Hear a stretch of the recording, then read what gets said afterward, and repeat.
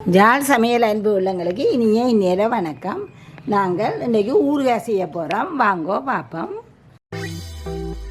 தேசிக்காய், உப்பு, மஞ்சள், வெந்தயம், செத்தல் இதை சின்ன சின்ன வெட்டி வச்சுருக்கோம். செத்த மிளகாயை, கடுகு, பெருங்காயம், இல்லை பெருங்காயத்துண்டு கிடைக்குது.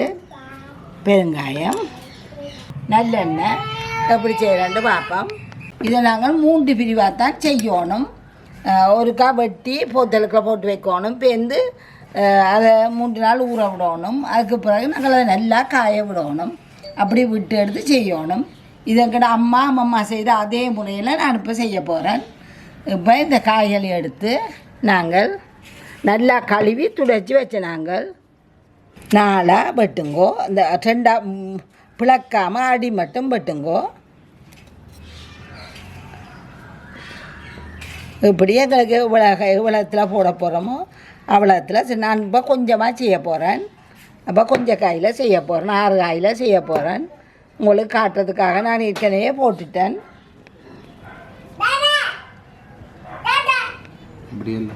எல்லாத்தையும் இதே மாதிரி வெட்டி வையுங்கோ.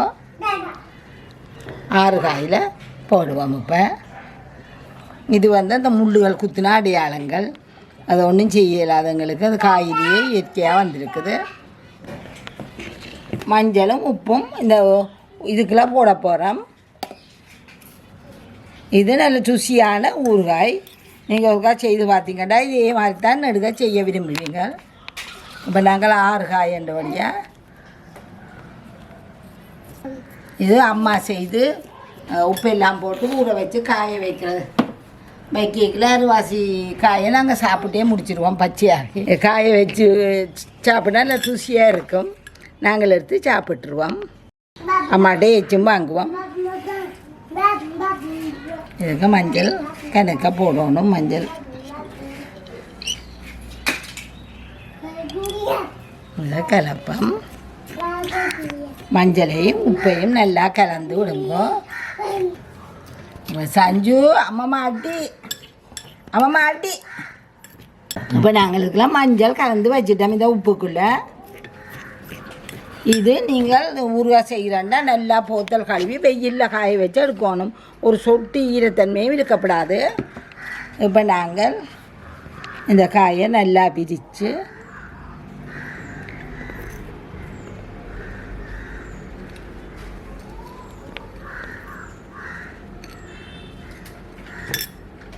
நல்ல வடிவாக 4 பக்கம் பிரிச்சுட்டு நிறையவாக அடியோணும். எல்லா பக்கமுமாக விரித்து எடுத்து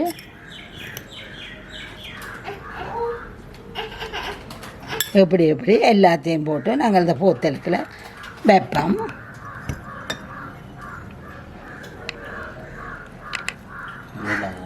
இப்படியே எல்லாத்தையும் செய்யுங்கோ. நல்லா விரித்து வச்சுக்கொண்டு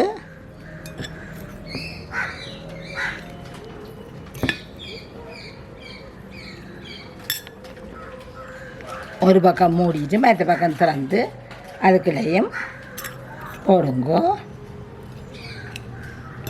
போடு பொத்திக்கொண்டு உள்ளுக்கு வையுங்கோ.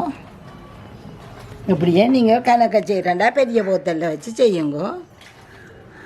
நாங்கள் இப்போ எல்லா தேசிக்காய்களுக்கும் உப்பும் மஞ்சளும் போட்டுட்டோம். இதை நாங்கள் இப்படியே மூடி 3 நாளைக்கு இதை வைக்க போகிறோம். இதை திறக்காதீங்க. இப்படியே 3 நாளைக்கு வையுங்கோ. வீட்டுக்குள்ளே வெயிலுக்கெல்லாம் வைக்கணும். வண்டியில் வீட்டுக்குள்ளே வையுங்கோ. இப்படியே வைப்போம். அதுக்கு பிறகு என்ன செய்கிறேன்ட்டு காட்டுறேன் உங்களுக்கு. இந்த காயை நாங்கள் 3 நாள் இப்படியே மூடி வச்சா இப்படித்தான் வேறுங்கோ. இப்போ நான் இதே மாதிரி வேறு கீழே தண்ணி இறங்கி நிற்கும். தேசிக்காய் தண்ணியில் இறங்கி நிற்கும். நாங்கள் இதை இப்படியே எடுத்து காய வைக்கணும். அதுக்கு போத்த இதை எடுத்துக்கணும். வாங்க கோப்பை. இப்போ நாங்கள் இதை காய வைக்கல அலுமினியமோ சில்வர் இதுகளுக்குள்ள வைக்காமல் இப்படியான இதுக்குள்ளே வைக்கணும். இது நான் 20 வருஷமாக இதுதான் ஊறுகாய் செய்து கொண்டு வரேன். இந்த கோப்பையில் தான். இதை புளிக்க ஒன்றும் செய்யாது. அலுமினியம் இதுகளில் வச்சிடாதீங்கோ. இது போஸ்ட்லைனுண்டு. இது ஒரு மெட்டல் தான். இதை நாங்கள் இப்படி விரித்து நல்லா வெயிலுக்குள்ள காய வைக்கணும். இது நல்லா மொறு முரண்டு வரும் காய்க்குள்ள இப்படியே எல்லாத்தையும் எடுத்து நாங்கள் இது நல்லா முருகும் மட்டும் வெயிலுக்குள்ளே வைக்கணும். வெயிலுக்கு வச்சு நல்லா காய விடணும். பொறுமையாக செய்திங்கன்னா இந்த ஊறுகாய் மாதிரி ருசியான ஊறுகாய் நீங்கள் சாப்பிட்டே இருக்க மாட்டீங்க. ஒருக்கா செய்து வேறுங்கோ. இப்படியே இது எங்கள்கிட்ட அம்மாக்கள் செய்த ஊறுகாய். இதை இப்படியே கொண்டு போய் வெயிலில் வைக்க போகிறோம். நல்லா இது இது இந்த கணக்கை செய்யக்குள்ள நிறையவா வரும்.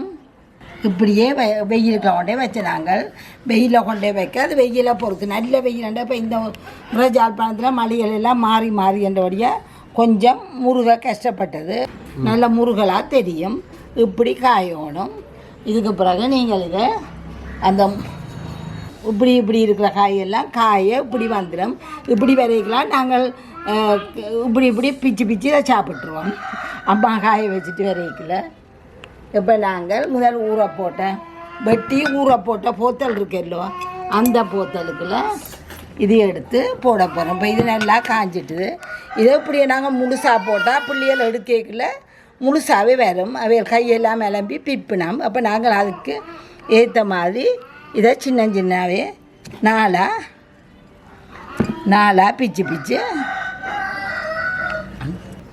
நாளாக பிச்சு போட்டு போட போகிறோம்.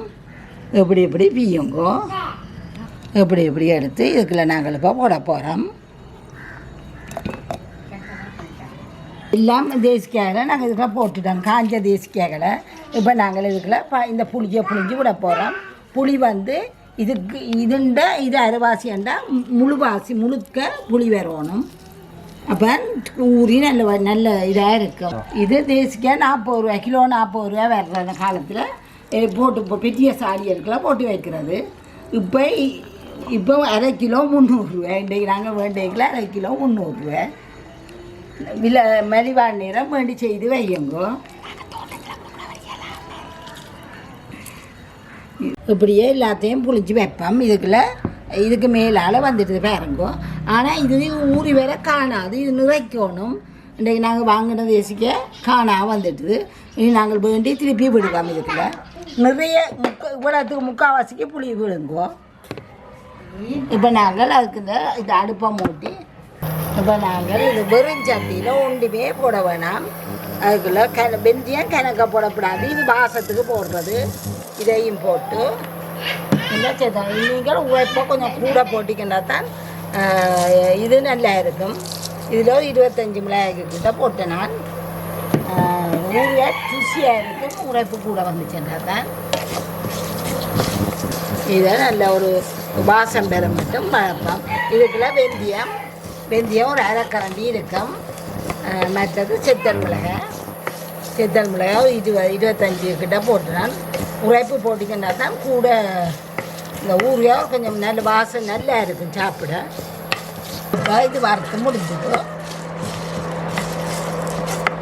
இதை நாங்கள் இறக்கி ஆற விடுவோம்.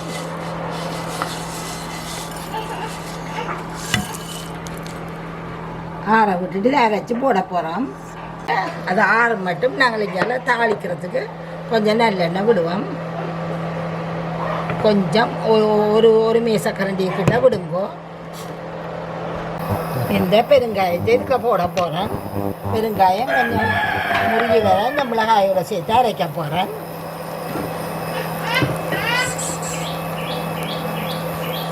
இந்த மிளகாயோட சேர்த்து ஒரு சுற்றுவோம். இதுக்குள்ளே இந்த பெருங்காயத்தையும் எடுத்து போட போகிறேன். பாருங்கோ இது முருகிட்டுது. அதுக்குள்ள அடுப்பு இருக்கட்டும். இது ஒரு அரைச்சி போட்டு கையாக வருவோம். இப்போ நாங்கள் அரைச்சி எடுத்து உடந்துட்டோம். இதுக்குள்ள தனி மிளகாய் செத்தல் மிளகாய் வெந்தயம் பெருங்காய துண்டு போட்டு நாங்கள் மிச்ச எண்ணெய்க்குள்ள நாங்கள் இப்போ கொஞ்சம் கடுகு போட போகிறோம். நாங்கள் சூடு வரணுன்னே இந்த கடுகை போட போகிறேன். இதுக்குள்ள ஒரு கரண்டி கடுகு போடுறோம். இப்போ நாங்கள் அடுப்பை நிப்பாட்ட போகிறேன். தூளை இதுக்குள்ள போடுவோம். இந்த தூளை இப்படி இதுக்குள்ள போட்டுட்டு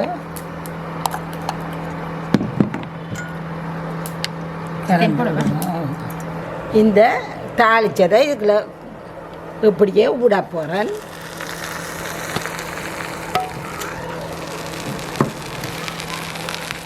இதை நீங்கள் 3-4 நாளைக்கு இப்படியே மூடி வையுங்கோ.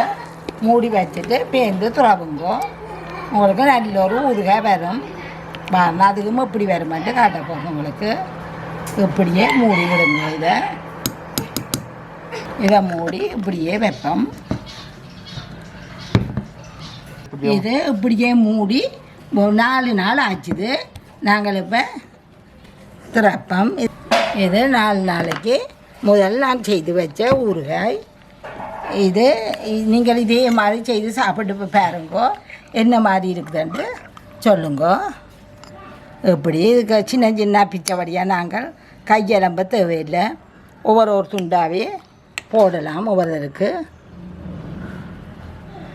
சோத்தோட சாப்பிட நல்ல ருசியாக இருக்கும். இது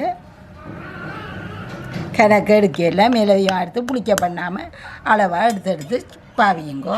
கைவிடாமல் இருந்தால் வருஷ கணக்கு இப்போ நாங்கள் போட்டோம்னா அடுத்த வருஷம் மட்டும் இதைத்தான் பாவிக்கிறோம். நாங்கள் நல்லூர் திருவிழா எல்லாம் வந்தால் நல்ல உதவியாக இருக்கும். இந்த இது வெள்ளிக்கிழமைகளில் நல்லூர் திருவிழாக்கில்